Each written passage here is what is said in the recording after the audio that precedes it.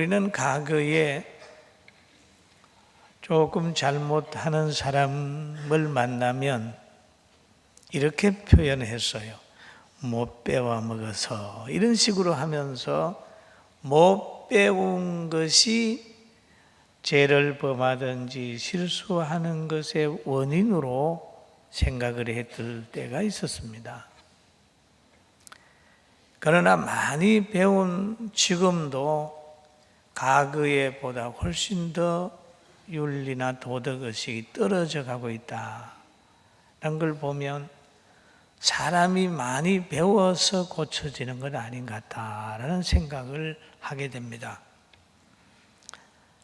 또 가난한 사람은 넉넉해지면 마음의 여유가 있을 줄로 생각했는데 과거보다 훨씬 더 부유한데도 과거에 우리 민족 보릿고개 넘어갈 그때보다 더 마음이 강팍해지고 여유가 없는 모습을 보면서 경제력 가지고라도 인간의 넉넉함을 가질 수 없겠구나라는 생각을 하게 됩니다.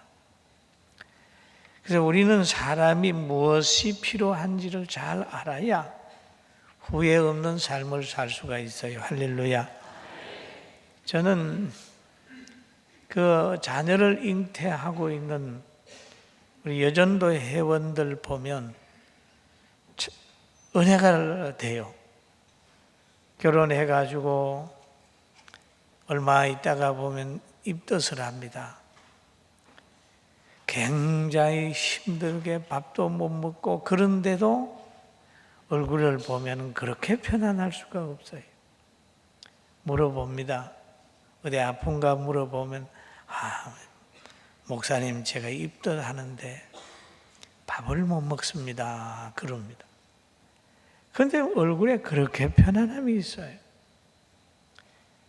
왜 그러냐 하면 할머니를 보고 어머니를 보고 언니를 보고 이웃을 보니까 이 고통, 이 수고, 이 어려운 후에는 10달이 지나게 되면 자녀가 태어난다고 하는 그 기대, 이 입덧이 끝나고 이것으로 인하여 자녀가 태어난다는 기대 때문에 그렇게 염려하지 않고 마음에 편안함이 있는 걸 봤어요.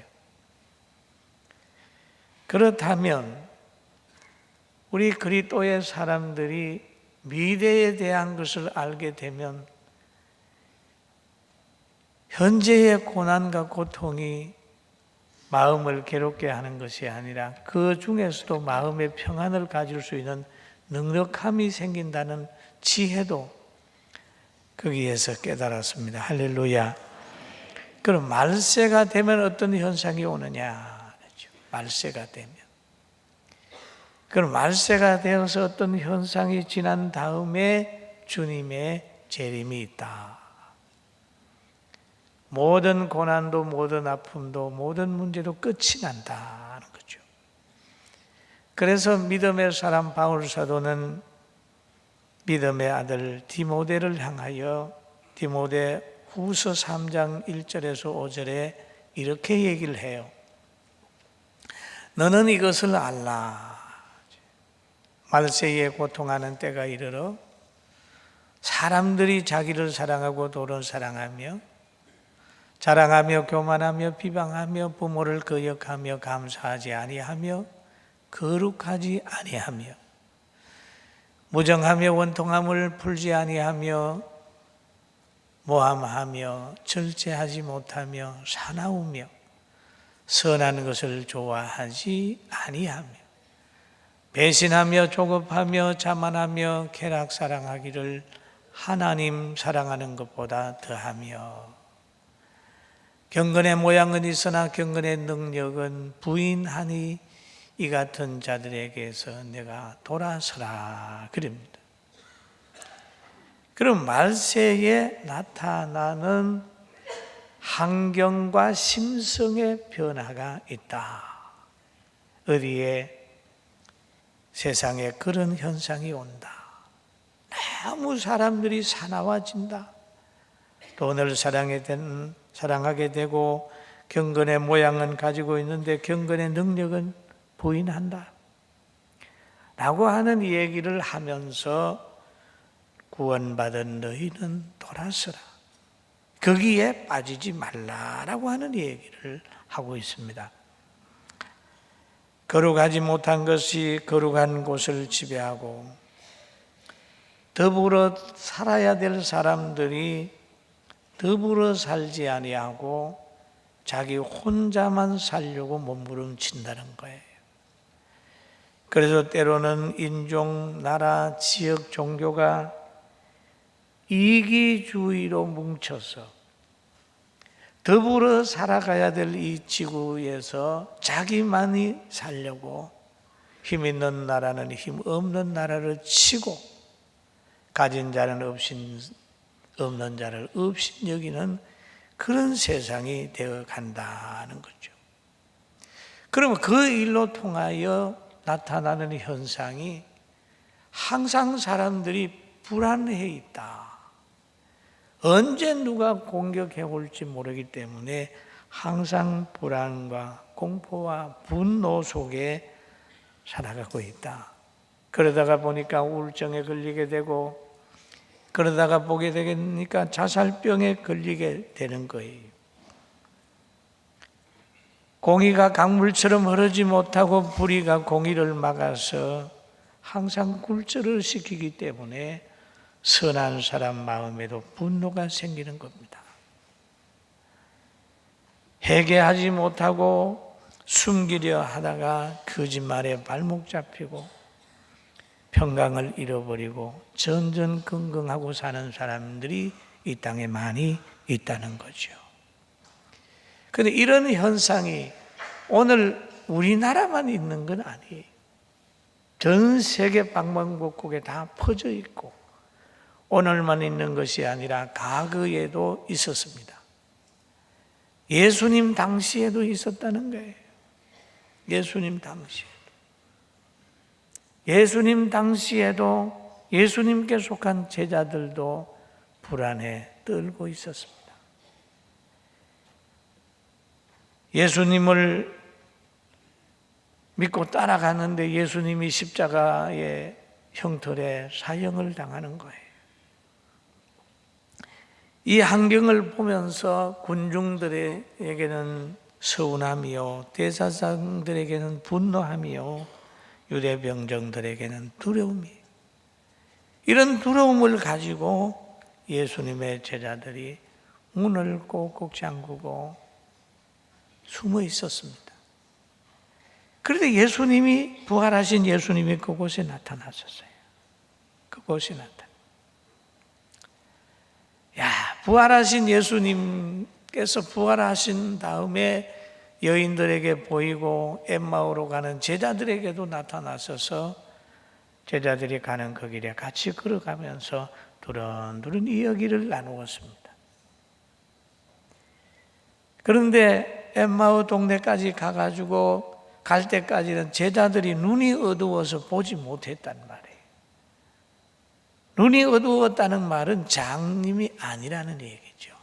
영적으로 분별력이 없어서 부활하신 예수님을 보고도 부활하신 예수님인 줄 몰랐어요.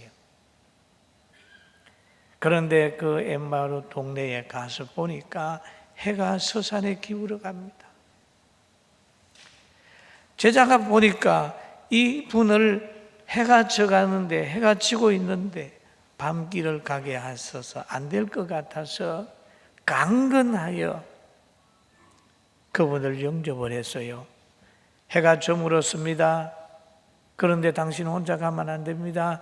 강건하여 자기 집으로 끌어들였어요. 자기들이 머무는 숙소로 끌어들였어요.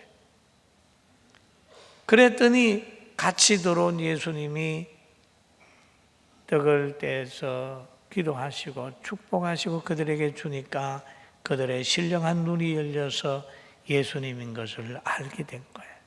그러니 예수님은 그때 떠나버렸습니다. 예수님을 만난 그들은 바로 그 자리에서 일어나서 어디로 가느냐? 우리가 엠마오에 머물 자리는 아니야. 예루살렘으로 가야 돼. 그러면서 예루살렘에 갔더니 제자들이 문을 닫고 거기에서 지금 부활하신 예수님에 대한 이야기를 하고 있었습니다. 그럴 때 엠마오를 갔다가 돌아온 그들도 길에서 예수님의 뭘 만난 이야기를 하고 있었습니다. 그럴 때 예수님께서 그곳에 나타나셨어요. 그 오늘 본문이 그 말씀입니다.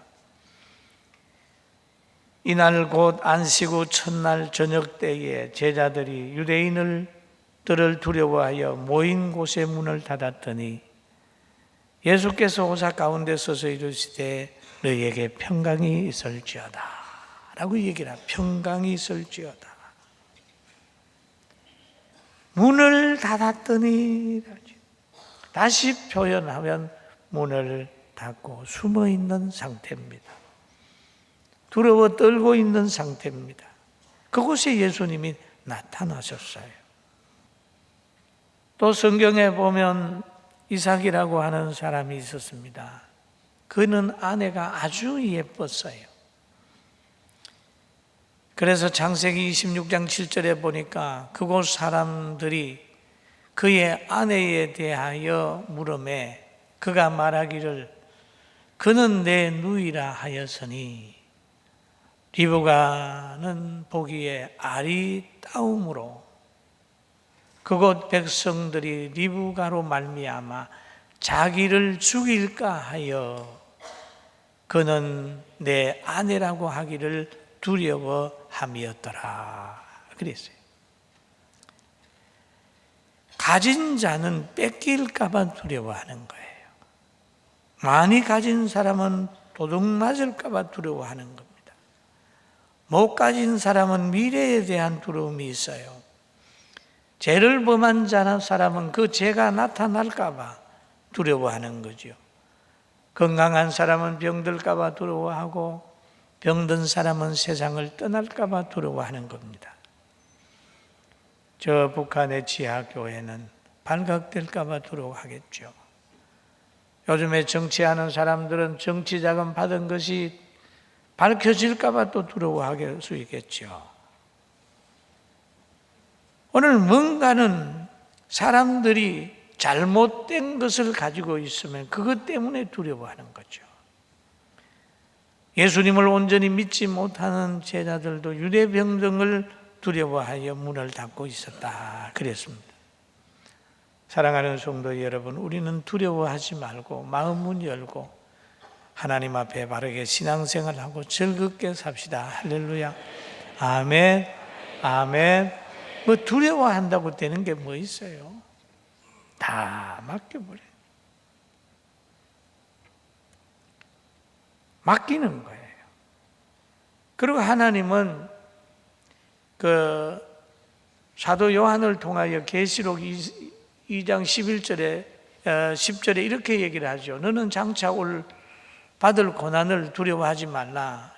두려워하지 말라. 볼지어다 마귀가 장차 너희 가운데서 몇 사람을 옥에 던져 시험을 받게 하리니 너희가 10일 동안은 환난을 받으리라. 너가 죽도록 충성하라. 그리하면 내 생명의 면류관을 내게 주리라 라고 말씀하셨습니다. 여러분, 환난도 끝이 오고 충성한 날도 끝이 옵니다. 평가받을 날도 얼마 남지 않았다 그렇게 보는 거예요. 선을 행할 능력이 그걸 가지고 분초를 아끼는 지혜로운 사람으로 열심히 삽시다. 할렐루야. 그리고 주님은 제자들에게 무엇이 제일 필요한 걸 아시고 평강을 주셨어요. 평강이 있을지어다.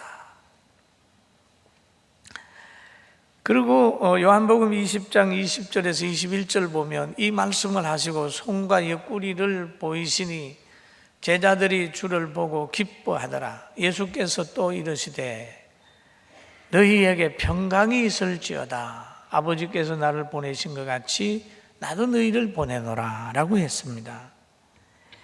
예수님은 자신을 영이라고 생각하는 제자들에게 영이 아니라고 하는 걸 보여주는 겁니다.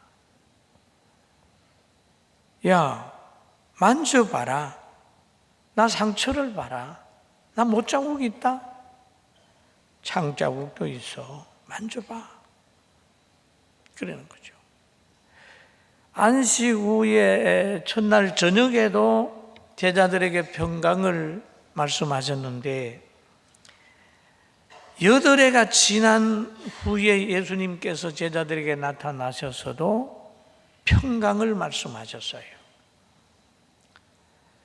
8해를 지나서 제자들이 다시 집안에 있을 때에 도마가 함께 있고 문들이 닫혔는데 예수께서 오사 가운데 서서 이르시되 너희에게 평강이 있을지어다 하시고 도마에게 이르시되 내 손가락을 이리 내밀어 내 손을 보고 내 손을 내밀어 내 옆구리를 넣어보라. 그리하여 믿음 없는 자가 되지 말고 믿는 자가 되라. 아주 믿음이 너무 중요하기 때문에 한번 만져보고 믿으라는 거죠. 믿어라. 예수님은 여기에 보면 자기의 상처의 부분을 보여주는 거죠. 여기에는 뭐 상처된 부분들을 못자국을 안 꿰매도 되는 겁니다. 하나님의 역사가 있으면. 그리고 옆구리를 콱 찔러가지고 물과 피가 쏟아졌단 말이에요. 그럼에도 하나님이 살리려고 하면 살리는 거예요. 믿습니까? 믿습니까? 따라 하나님이 하시면 할 수 있습니다. 아멘. 그런 거예요. 하나님의 능력이면 심장에서 빠진 피나 손에 못자국이나 수혈이나 상처에 봉합이 필요 없이 하나님이 회복시키면 회복되는 거예요. 믿습니까? 그걸 믿는 믿음이 있어야 됩니다. 하나님의 능력과 치료의 흔적을 본 제자들은 기뻐했습니다. 믿음이 있어야 기뻐할 수 있습니다. 믿음이 왜 필요할까요? 사도행전 16장 31절에 보니까 주 예수를 믿어라. 그리하면 뭐라고 그랬죠? 너와 내 집이 구원을 받으리라 라고 얘기해요. 사망을 피해갈 수 있는 거죠. 새 생명이 만들어지는 거예요. 탄생하는 거예요. 그러니까 믿음을 가지라. 또 도마가 대답하여 이르되 믿음이 생기면 말이 언어가 달라집니다. 그 의심하는 도마가 그랬잖아요. 나의 주님이시오 나의 하나님이시나이다. 예수께서 이르시되 너는 나를 본고로 믿느냐? 보지 못하고 믿는 자들이 복되도다 하시니라 라고 얘기했죠. 자신이 죄 용서함 받은 걸 믿어야 되고 구원에 대한 것을 믿어야 되고 천국에 대한 것을 믿어야 되고 하늘의 미랄이 땅에 떨어져 썩으면 많은 열매를 맺는 것처럼 우리의 수고가 헛되지 않다는 것을 믿어야 되는 거예요. 할렐루야. 믿습니까? 믿어야 돼. 하나님이 하시면 된다. 죽은 나사로가 살아나듯이 내가 하는 사업, 내 주위에 어떤 사람, 여러 가지 정말 안 될 것 같은 상황이 온다 할지라도 기도하게 되는 것은 하나님이 하시면 됩니다. 그런 믿음이 있을 때 기도하게 되는 거예요. 할렐루야. 그리고 보면은 평강이라고 하죠. 평강은 은혜 받은 사람들 마음 속에 이루어지는 편안함입니다. 예수님 믿고 편안히 있고 있으면 회복이 되고 또 이 하나님은 회복을 이유 없이 회복시켜 주지는 않아요.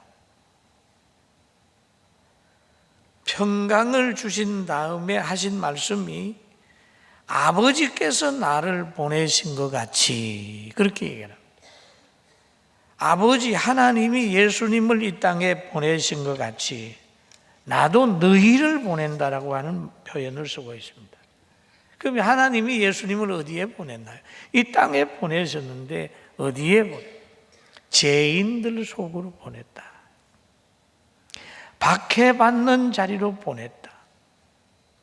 소외된 사람들 속으로 보냈다.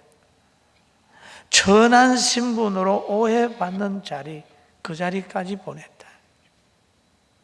그러면 오늘 주님이 평강이 있을지어다, 평강이 있을지어다 하시고 마지막에 하신 말씀이 있어요. 숨을 내쉬며 이르시되 성령을 받아라. 한번 같이 읽어봅니다. 시작. 이 말씀을 하시고 그들을 향하여 숨을 내쉬며 이르시되 성령을 받아라. 너희가 누구의 죄든지 사하여질 것이요 누구의 죄든지 그대로 두면 그대로 있으리라 하시니라. 아멘.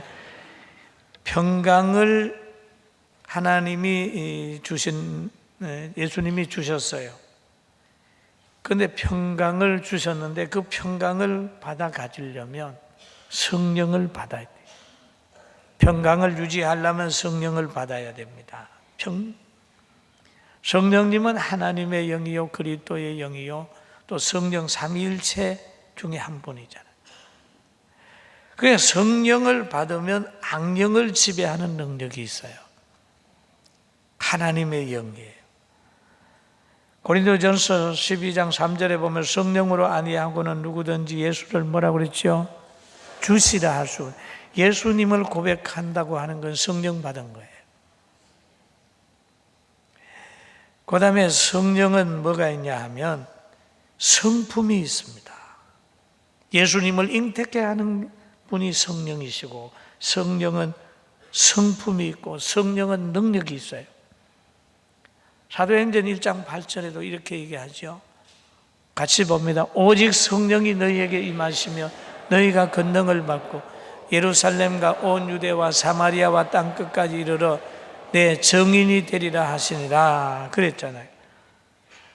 능력이 있다.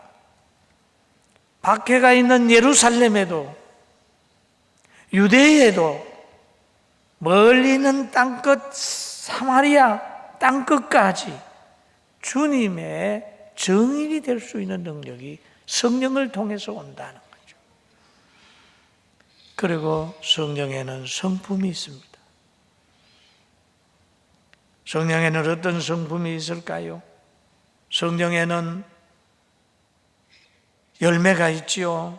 사랑과 희락과 화평과 오래 참음과 자비와 양성과 충성과 온유와 절제가 있다. 성령에는 힘이 있고 성령에는 성품이 있고 성령에는 거룩함이 있습니다. 그러면 성령을 받아야 되는데 어떻게 받느냐? 여러분 사과를 얻어야 되는데 어떻게 얻습니까? 사과만 얻으려고 생각하지 말고 사과나무를 키워야 사과가 열리지요. 할렐루야. 아멘. 소원만 되풀이하면 되겠어요? 나는 행복해야 되는데, 나는 건강해야 되는데, 나는 잘 살아야 되는데, 이렇게 생각하시는 분은 건강해야 되는데 그러면 육체가 원하는 그 영양이나 운동이나 해줘야 되죠. 잘 살아야 되겠는데 그러면 잘 사는 게 어떻게 사는 겁니까? 더불어 잘 살아야 하잖아요.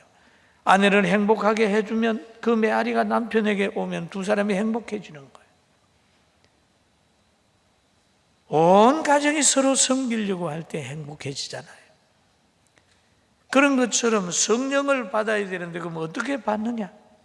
성경은 분명히 말을 하기를 성령을 받아야 된다. 사도행전 2장 38절에 성령은 이렇게 받습니다. 읽어봅니다. 베드로가 이르되 너희가 회개하여 각각 예수 그리스도 이름으로 세례를 받고 제사함을 받으라. 그리하면 성령을 선물로 받으리니, 그리하면 사랑을 받으리니, 그리하면 온유를 받고, 그리하면 절제할 수 있는 능력을 받는다. 그 성품이 오는 거지요. 성령은 또 어떻게 받나요? 사도행전 8장 22절에 보면 그러므로 같이 봅니다. 그러므로 너희 악함을 회개하고 주께 기도하라. 혹 마음에 품은 것을 사하여 주시리라. 기도할 때, 회개할 때 성령을 받는 거예요. 성령을 받으면 어떻게 될까요? 오늘 너희가 누구 죄든지 사하면 사해질 것이요. 이건 사람이 아는 게 아니에요. 누구 죄든지 사하면 사하여질 것이요 누구 죄든지 그대로 두면 그대로 있으리라. 이건 주님의 능력입니다. 이런 권세를 제자들에게 주시길 원하시는 주님, 그 주님이 오늘도 여러분과 저에게 이 마음을 주셨어요. 할렐루야. 여러분 마음에 큰 평안을 가집시오. 그리고 화목을 가지세요. 그리고 여러분 마음 속에 남에 대해서 오해하는 마음이나 분노하는 마음을 가지지 마세요. 그것을 가지고 있는 한 주기도문 속에 너희가 남의 죄를 용서한 같이 내가 너희 죄를 용서했다. 너가 남의 죄를 용서하지 않는 같이 나도 너의 죄를 용서하지 않는다. 이렇게 되니까 여러분 가정도 오늘부터 더 회복하고 온 성도들도 마음에 품은 분노를 다 빼버리고 마음의 평강을 가지고 신앙생활하고 주님 사랑 깨달으면서 행복하게 살기를 주의 이름으로 축원합니다. 여러분들은 할 수 있습니다.